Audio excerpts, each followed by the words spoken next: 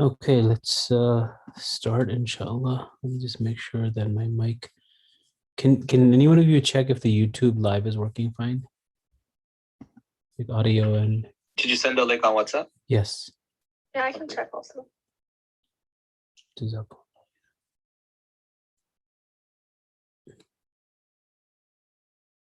Yeah, it's working. Okay, awesome. Inshallah, we'll start then. Okay, Bismillah ar-Rahman ar-Rahim. Allahumma salli ala Muhammad wa ala Muhammad. So we're on page 90. We're going to go until page 108. The one and the many. Although the one God in himself cannot be known, his manifestations cannot be avoided.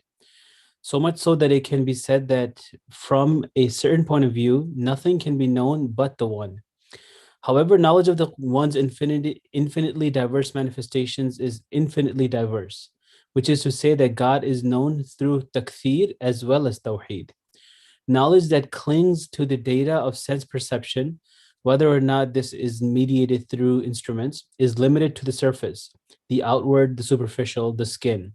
All these terms understood as metaphors, not as literal, scientific designations. The one can only be truly known in as much as it names itself, and these divinely taught names have everything to do with our understanding of how the universe comes into existence. A typical listing of the divine names that generate the cosmos begins with alive, knowing, desiring, and powerful. Among these, alive is especially interesting. When Sufi theoreticians like Ibn Arabi explain the nature of the divine life, they are likely to employ the term wujud, which is typically translated as existence or being. The Arabic word, however, also means finding, awareness, consciousness, and joy. There can be no such thing as an inanimate and unaware wujud. It makes no sense to think of wujud simply as existence, the fact of being there, some sort of cold inanimateness within which life and joy and love are cosmic accidents. An implicit, if not explicit, side to the use of this term is that God's own life, awareness, and consciousness course through everything that exists. Though his attributes display themselves most certainly in what we call living things, plants, animals, and human beings. The single supreme principle manifests itself through the multiplicity. But this is an ordered and hierarchical multiplicity, one that begins with two-ness and gradually differentiates itself into various cosmic levels. Two-ness is an especially important notion in cosmological thinking because it allows us to conceive of a world along with the Supreme One. The duality that appears when we conceptualize the world next to God colors all the relationships between the one and the many and has repercussions throughout the cosmos. For many cosmologists, the basic duality of God and the world gives rise to two complementary point of views.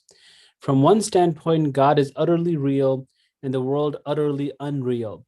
From another standpoint, the world has a relative reality when compared to the pure non-existence, and this reality can only derive from God.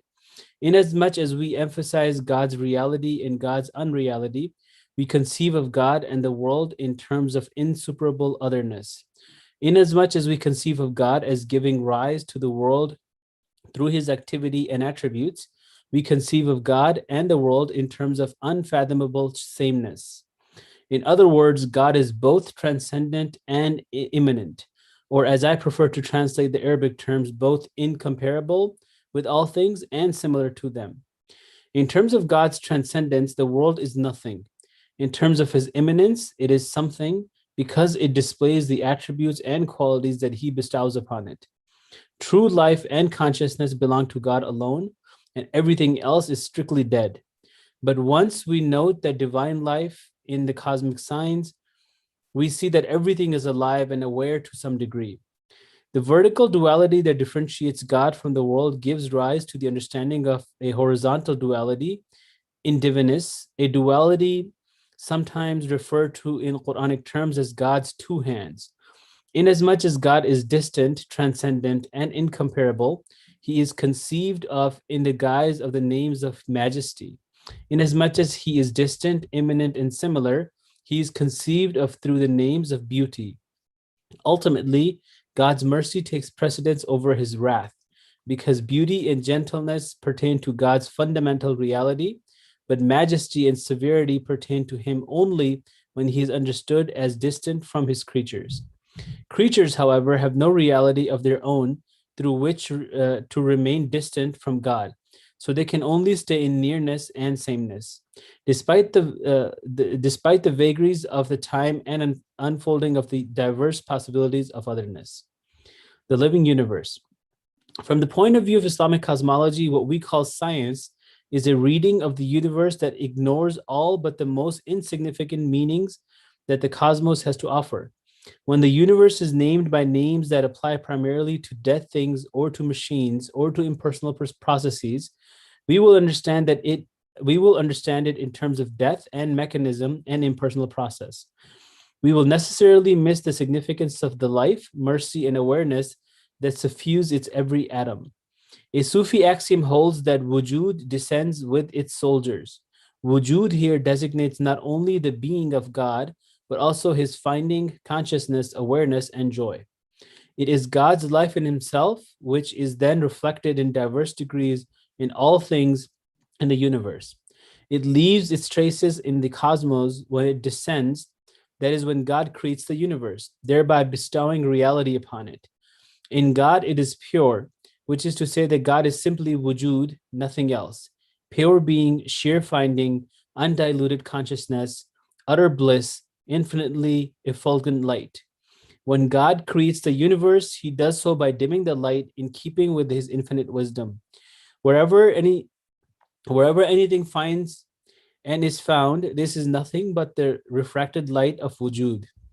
Wujud's soldiers are its attributes, the qualities by which it is named in its manifestation. We come to know them when God names himself by them, and he does so in scripture, in the cosmos, and in our own souls. Through studying any of these, we come to understand that he is alive, knowing, powerful, merciful, wise, and all the rest. Every name leaves its trace in everything in the universe, even if we fail to perceive them. The names are omnipresent because wujud is omnipresent, failing which the things would not be found.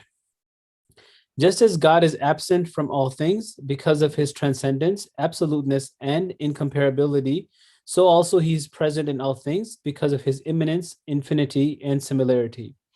Because of his reality, haqq, in the face of our unreality, it is he alone who establishes our reality and the realities of the rights, huquq, of all things. Because of the relative reality that we gain, we have the responsibility, haqq, to respond to rights and realities that we face. From one point of view, the realities that we face are ontological and cannot be avoided. For we are God's productions, totally passive in the hands of his creativity. But the relative fullness of God's presence is his human image bestows upon people a certain freedom. And it is this that results in the rights of the soul and the rights of the other, the moral and spiritual responsibilities that give meaning and direction to our world. We have no choice but to try to live up to the divine attributes found in ourselves and the cosmos. The king and his soldiers are present in all things, in all objects. There can be no moral vacuums, no hideouts for pure objectivity and scientific disinterest, no ivory towers. Scientific objectivity and disinterest become at best ignorance, at worst moral failing and spiritual disaster. Islamic science. If this view of things is inherent to Islamic cosmology, why was Islamic science the most advanced in the world for several centuries? The very formulation of this question raises several issues that need to be considered before any attempt is made to answer. Here, Nasr's Science and Civilization in Islam can be consulted with profit. First, the modern historians of Islamic science have believed implicitly, if not explicitly, in scientific progress, and they measure advancement in terms dictated by this belief. The earlier historians were interested in texts mainly because of their scientific content, and they ignored everything that they considered theological, mystical, and superstitious, just as they discarded most of Newton's works so as to preserve his respectability as the father of modern science. Many historians have continued to study Islamic science with at least the partial aim of discovering why it did not follow the same enlightened route that science followed in the West. As if modern science is by definition normative and has brought about unquestioned benefit. Second, even if we grant that some of the Islamic texts are scientific in a modern sense, their cultural context is in every bit as important as their overt content. How did Ibn al-Haytham or al-Biruni understand their own scientific works? Was their optics, mathematics, astronomy, and geology totally distinct from their metaphysics and spiritual psychology? And more importantly, how were their works read by their contemporaries? The work of the medieval Muslim scientists was understood in terms of the dominant worldview of the time. Third, the modern Western tradition has described the highest value of rational thinking, but rationalism has in fact played a more restricted role in Islamic history than many historians suggest. Both Muslim apologists and Western scholars have highlighted the rational sciences in the Islamic past. Early Western scholars were busy tracing the origins of the types of thinking that they considered significant. They sought the causes of what they thought was aborted progress in the conflict between the free thinking of the philosophers and the orthodoxy of the theologians or jurists. On the Muslim side, the apologists have been eager to show that at the beginning, Muslims were enlightened, rational, good people, and then they were diverted from their glorious heights of scientific progress by sinister forces, if not foreign invasions. It was not Islam, they tell us, but the un-Islamic intrusions that led Muslims to abandon Islamic progress and devote themselves to obfuscations and darkness. If we look at the Quran and the way in which it has been interpreted by the Islamic community as a whole, not just by its rationalistically oriented theologians and jurists, we see that it stresses both God's utter transcendence and his total and intimate control of the universe. To speak of control, however, is to use a scientific rational term. We would do much better to speak of God's presence in all things through his signs or the radiance of his infinite wujud. The net result of understanding God as both absent and present led to the establishment of the two complementary modes of understanding that Ibn Arabi called reason and imagination. Knowledge through rational processes stressed God's distance and transcendence. Knowledge through his direct perception of God's presence in things or through the symbolism of things stressed instead his nearness and immanence. The rational approach seems almost scientific, and it is this that has been focus of studies for most Western scholars and the Muslim modernist fundamentalists. The symbolist approach, branded mystical, irrational, and superstitious by the same people, came to be looked upon with contempt and was dismissed by Muslims as un-Islamic. If it is un-Islamic, true Islamic cosmology can be recovered by ridding Islamic thought of the vestiges of Quranic language and pushing God as far as possible from the universe. Then there will be no necessity to pay any heed to the soldiers of wujud, and it will be easy to justify the technological rape of the earth and the electronic impoverishment of the human soul, so long as lip service is paid to the Quran, the Sunnah, and the Sharia. The efficacy of names. It was said earlier that names are efficacious by nature. Scientific names allow us to think of things scientifically, which means that we can dismiss anything but quantifiable reality. Islamic reality is not quantifiable, which is to say that the real things possess the attributes of life, knowledge, desire, power, speech, hearing, seeing, and so on.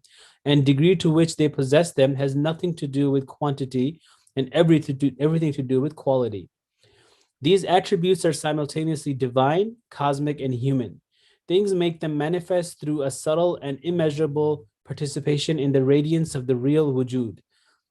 Attributes that pertain to human beings also pertain to non-human things, including totally inanimate objects, because they pertain to God, the creator of all things, the light of the heavens and the earth. Quran chapter 24, verse 35, who sends down his light on everything in a measure known only to himself. Once things have been named, we deal with them as their names allow.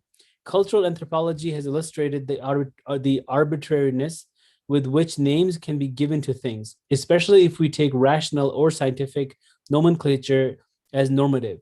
But scientific nomenclature is itself arbitrary when viewed from a standpoint of any of the traditional cultural matrices, which bestow the orientation to human beings as naming things by naming things in the context of grandmaster schemes of meaning. What appears arbitrary to Islamic thinking is any system of naming that ignores the transcendent dimensions to things and wrenches them from their qualitative contexts. It is these contexts that allow us to see how they are connected with greater wholes, with the world of the unseen, and with the ultimately real. The governing insight of Islamic thinking, after the assertion of unity and ultimacy of the real, is that the true nature of the world is inaccessible to human beings without help. This insight is made explicit in the second half of the Shahada, though it is also implicit in the first. Without messengers from the real, no one can come to know God and the theomorphic roots of human nature.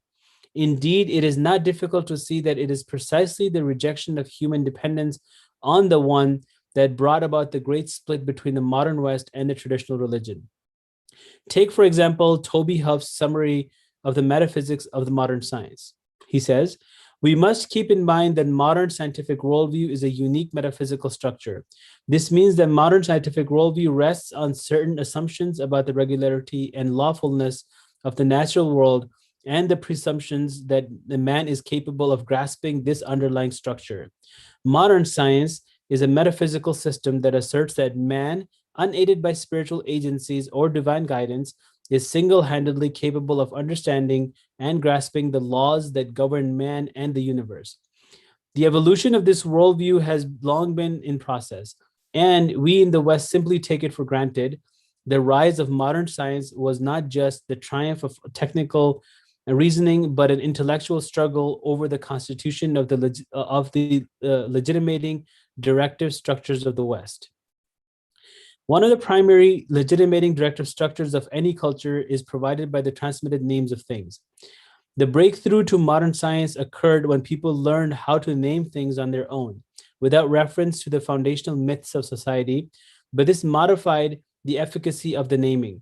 Having assumed full responsibility for naming, people remained blind and deaf to the real and could not see beyond their own physical and social and cultural horizons. In Islamic terms, the fact that God names himself is the key to the extraordinary efficacy of the revealed names. Their ability to chart a happy course, not only through this life, but also through all of the worlds that follow death. God's primordial act of naming took place when he taught the names to Adam, and he has kept these names alive by sending 124,000 prophets down to Muhammad, sallallahu alaihi wasallam. It is as if by naming the cosmos, he bestowed sight on the blind. As Al-Ghazali puts it, the Quran in relation to intelligence is like the sun in relation to the eye. SubhanAllah. By naming the cosmic order, God allows for people to see its significance in the whole of reality.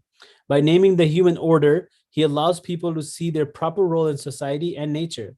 By naming human attributes, he allows people to grasp the difference between sick and healthy souls. By naming right and wrong, he allows mortality and ethics to have an efficacy that transcends limited human views of the world and society. The overarching order in all these domains can never be grasped by strictly human means, because the overarching order is the real itself, the ultimately unnameable and unknowable. Unless human beings acknowledge the names that the real has bestowed, they will live in the darkness of misnomers. Inadequate names.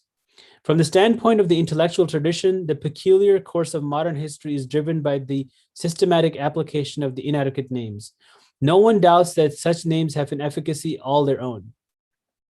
The enormous power of modern technology and the unprecedented coerciveness of human institutions become possible only when human anthropomorphic names were relegated to the domains of superstition, and at the same time, the real names, quote unquote, were found through the quantification and scientific analysis. Quantification makes perfect sense in the context of mechanism and conceiving of reality as machine allows for manipulation without any restraints but the mechanical. It is no accident that the ideology is commonly recognized as the blueprint for social engineering.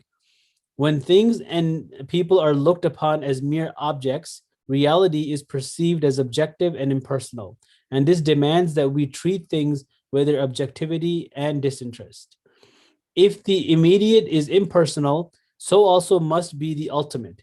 In contrast, anthropomorphizing, especially as carried out by those who see themselves as theomorphic, diverts people from contemporary reality and prevents them from becoming docile production like workers and hard-nosed doctors, engineers, and CEOs.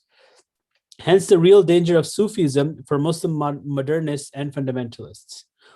Once I heard Nasser say in a lecture, no doubt with a touch of Oriental hyperbole, that as soon as Muslim schoolboy learns that water is H2O, he stops saying his daily prayers. I offer my own commentary. The traditional view of the cosmos presses upon people that the interrelatedness of the divine, cosmic, and human orders. The daily prayers that God commands people to perform are nothing but the natural activities of all of God's creatures. As the Quran puts it, have you not seen that everything in the universe and the earth glorifies God? The birds spreading their wings, each knows its daily prayer and its glorification. Chapter 24, verse 41. Water is not a substance to be quantified, but a quality to be appreciated at every level of created reality. God's throne is upon the water. Chapter 11, verse 7. Of water we made every living thing. Chapter 21, verse 30. He sends down of heaven water, and each dry stream bed flows in its own measure. Chapter 13, verse 17. Water is one of the four elements, which is to say that it is one of the four qualities or characteristics that allow us to speak of diverse tendencies in the visible realm. All visible things are made of these four elements, but the elements combine in differing proportions, thus helping to determine each thing's aggregate of attributes. Earth keeps things stable and low. Water allows for movement, flow, and the penetration of light. Air is permeable, subtle, and naturally clear. Fire is inherently luminous, changeable, and ascending. Such notions are standard fare in texts on cosmology and permeate the thinking of traditional Muslims. People know intuitively and the qualities associated with the four elements, foods, and the natural phenomena. Scientific thinking condemns such knowledge to superstition, where it best condescends to recognize a certain poetic sensitivity. When science is taught in the West, it is typically taught by the believers in science orthodoxy who never question the objective truth of their beliefs. But in Islamic countries where the traditional worldview still clings to life, science is often taught by converts, and they are much more frequent than born believers in denouncing the superstition of the old ways. They consider it their moral duty to guide the young to the one and only truth. This sort of fervor is not so obvious in the West, though it does appear in cases like the debates between creationists and evolutionists, where the latter exhibit all the indignation of Puritan preachers. If the former do to, that is hardly remarkable. The Islamic rhetoric that nowadays accompanies the teaching of science and other subjects is designed to wrench the remaining traditional teachings from their context and to politicize the students in keeping with current ideology. Such rhetoric simply hastens the reification of the cosmos by diverting Islamic sensibilities into an alien but very modern sphere. The mullah regimes have changed nothing here. They are just as enamored of the scientific worldview as anyone else, and in any case, the teachers are the same teachers. They have simply learned to toe the new party line, which now means spouting religious pieties, whereas before it had meant reciting political slogans. The official government worldview, though labeled Islamic, is now totally politicized, and it owes its genealogy to the same ancestors that have given us the ugliest forms of totalitarianism. In short, the Muslim boy who is taught that water is really just H2O learns that the qualities his grandmother sees in things and the names she applies to them are primitive and superstitious, and he jettisons her understanding along with all its accoutrements, including her daily prayers. If nowadays Muslim boys have started to pray again, as likely as not, they are acknowledging their allegiance to the Islamist party or protecting themselves against the real dangers of political nonconformity in a coercive society. The myth of the unseen men. The notion of the men of the unseen is a potent way of presenting basic themes of the Islamic worldview in a coherent myth and showing the inseparability of cosmos and soul. Let me illustrate by discussing four of these themes: unity, bilateralism, hierarchy, and theomorphism. As we have seen, Tawheed recognizes two modalities. First, transcendence and absoluteness, the fact that God is uniquely and utterly one and real. And second, immanence and infinity, the fact that everything is embraced by God's oneness and displays his attributes. The simultaneous oneness of the real and manyness of the creation are prefigured in divineness by the divine names, each of which designates the one along with a specific quality of the one, different from every other quality. By speaking of the men of the unseen, Sufis assert God's transcendence and uniqueness by putting God at the pinnacle beyond the universe, and they assert his immanence and polynomiality by conceiving of the basic structure of the universe in terms of human functions, each of which manifests various divine attributes. Within the created order, God's unity is reflected in the fact that the pole is always one, and the hierarchy of God's names is reflected in the fact that men of number are ranked in degrees below the pole.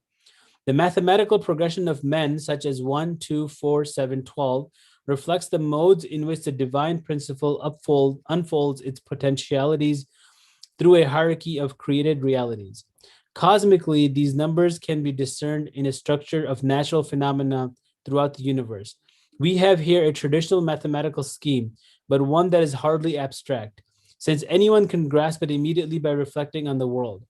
The number one appears in the unity of each individual thing: two in day and night, heaven and earth, light and darkness, four in the elements, the seasons, the directions, the humors, seven in the planets, 12 in the zodiac. Some authors explain that the unseen men by illustrating the interrelationship of all things in terms of the divine names. Thus, for example, the pole manifests the name of God because the pole is the fully actualized image of God, comprehending and embodying all divine attributes without exception. The two imams manifest the names King and Lord, that is, God as ruler and controller of the universe, the absolute, and God as nurturer and the protector of each thing in the universe, the infinite. The four pegs display the traces of the names alive, knowing, desiring, and powerful, sometimes called the four pillars of the divinity. The seven substitutes reveal the properties of the names alive, knowing, loving, powerful, grateful, hearing, and seeing, the seven leaders. The bilateralism of transcendence and immanence is already implicit in the term men of the unseen, because unseen is the conceptual counterpart of visible, and the two together designate the two primary worlds. The visible world is the body of cosmos, the unseen world is spirit. Like all bodily things, the visible world is indefinitely divisible, and the predominant characteristics are multiplicity, grossness, opacity, fragility, evanescence, change. In contrast, the unseen world partakes of unity, subtlety, luminosity, strength, permanence, fixity. These specific attributes, however, are applied to the two worlds when they are envisaged in relatively impersonal terms. In fact, the unseen domain partakes of all of the personal divine attributes in a direct and active mode. Hence, it is alive, knowing, desiring, powerful, speaking, hearing, seeing, merciful, forgiving, vengeful. These attributes can hardly be found in the visible world itself, though we are familiar with their traces. We notice them when we deduce the unseen attributes that motivate visible activities. Some acts suggest generosity, some vengefulness, some compassion. The fact that these attributes derive from the unseen realm is acknowledged by the expressions such as soul and spirit. The full actualization of these attributes can only be sought in the unseen, which helps explain the special characteristics of angels. The many and diverse Sufi expositions of the nature of the cosmos are much more explicit than those of the philosophers in explaining the utterly central role of human beings for cosmic reality itself. Modern sensibilities dismiss such views for many reasons. not least because they seem to ignore the vast reaches of the universe brought to light by the modern scientific techniques. But the Sufis were well aware that our specific world had no great significance in the overall scheme of things, and that universe is unlimited in time or space, except inasmuch as its createdness differentiates it from the uncreated, which is infinite in its strict sense. What appears truly strange to Islamic cosmology is that scientific universe is considered to be all that there is, when in fact it can only be an infinitesimal speck in all of reality, as Hindu and Buddhist cosmologies know well. The scientific universe is physical by definition, which is to say that it is simply what is available to the science of physics, which can never go beyond a sensualist and empirical epistemology. The metaphysical and methodological presuppositions of physics, specifically in science, generally allow for no access to the invisible realm of pure intelligence, the intense radiance of self-aware wujud. In other words, science can provide no direct insight into the nature of the unseen realm that is the home of the human spirit. In the Islamic worldview, the relationship between the unseen and the visible is analogous to that between God and the cosmos. The unseen is infinitely more vast, powerful, active, intelligent, conscious, and compassionate than the visible. Even though the two worlds together are nothing compared to God, since human beings have the peculiar characteristics of being made in God's image, they are also images of his whole creation, which is the sum of total of the unseen and the visible realms. Just as the unseen realm of the cosmos is far more real than its visible realm, so also the unseen realm of human beings is far more real than the visible realm. We recognize the superior reality of our own unseen dimension precisely to the extent that we find human significance in qualities such as love, compassion, wisdom, understanding, forgiveness, generosity, discernment, justice, and pardon. Qualities not found per se in the visible world, but nonetheless traditionally understood as essential characteristics of the divine and the human. To say that these unseen qualities pertain to a higher order of reality means that more intensely these qualities are found, the more intensely reality is present. In no way are they epiphenomena of the human order or any other order. To look at the universe in that way is to invert the normal and the normative order of things. It is to take the highest as the lowest and the lowest as the highest. Because human beings are made in the divine image, they are potential to manifest all the divine names in diverse degrees of intensity. They differ radically from all other creatures by possessing a synthetic and all-comprehensive nature, which allows them to manifest the most fundamental divine qualities in a fullness that is inconceivable in any other mode of being, unseen or visible. Compassion, love, justice, and forgiveness are qualities actualized in the human image of the divine. They are not found anywhere else in the universe as we know it, except in dim and metaphorical modes. It follows that human beings are the most real beings in the cosmos that we know, what modern scientism would call objective reality, as it is as impermanent, evanescent, and insignificant as a cloud, as many physicists have been telling us. The only permanent reality, the only thing that is truly real, is the real itself. Its attributes become manifest to significant degrees only in the unseen domain, the realm of consciousness, awareness, life, love, compassion, justice. What appears as epiphenomena to the proponents of scientism is the face of reality itself, hidden behind the veil of phenomena, and what appears as real is a fading illusion. Where is the real world? Only in the unseen, and it is fully actualized only in the unseen realm of human beings. Even angels, though they dwell in the unseen, are peripheral beings, which explains why God commanded them to prostrate themselves before Adam after he had taught him the names. Human beings alone can name reality in its fullness because their innermost nature has access to every name God has taught. When they name things as the real names them, they necessarily name the unseen realm as primary and most significant. This explains why those among them who have traditionally been recognized as the wisest and the most humane have consistently affirmed the overriding reality of the unseen, the hidden, divine attributes that need to be made manifest in terms of visible social reality through compassion, love, morality, ethics, and law. The unseen men do not live in the visible world. They live with God, who manifests himself with most directly in the unseen realm. Just as human beings play a role in the visible realm, effectively ruling the world by taking an active role vis-a-vis the relative passivity of all of the other creatures, so also they play a central role in the unseen realm, since the great ones among them rule the world of consciousness and awareness. The grand difference between the two types of rulership is that the visible realm rulership is too often follows the whims of individuals and vagaries of the human institutions. In the unseen realm, human rulers follow the divine king in perfect harmony. Those who deny or reject the authority of God's self-naming, or those who misinterpret it for their own aims, may attempt to govern the visible world according to their own misnomers. But those who name things with God's given names deal with them exactly as God himself is dealing with them through his continual and ongoing creation of the universe.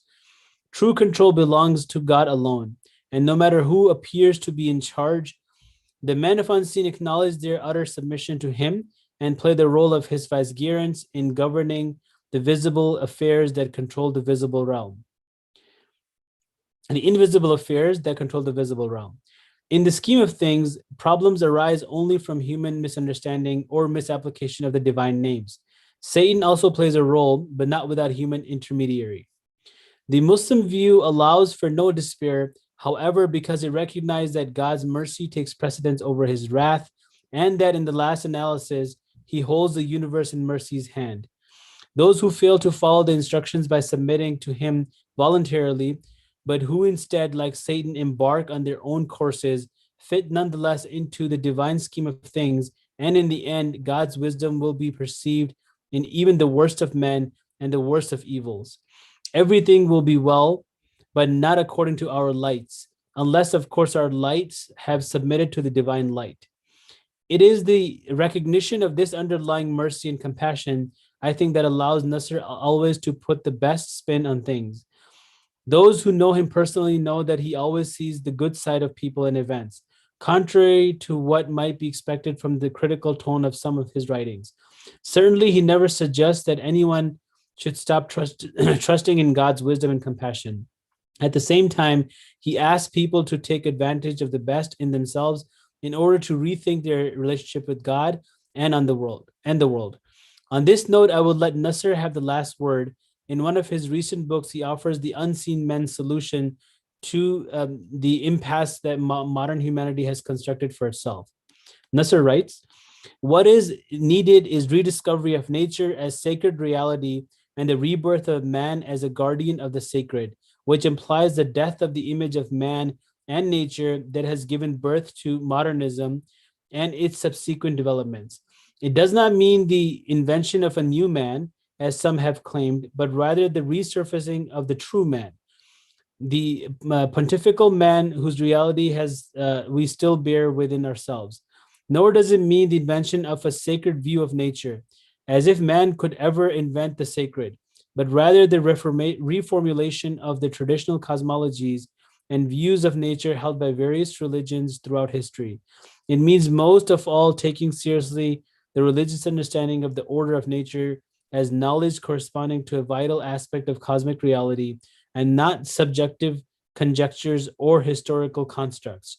There must be a radical restructuring of the intellectual landscape to enable us to take this type of knowledge of nature seriously, which means to accept the findings of modern science only within the confines of the limitations that its philosophical suppositions, epistemologies, and historical developments have imposed upon it, while rejecting completely its totalitarian claims as the science of the natural order.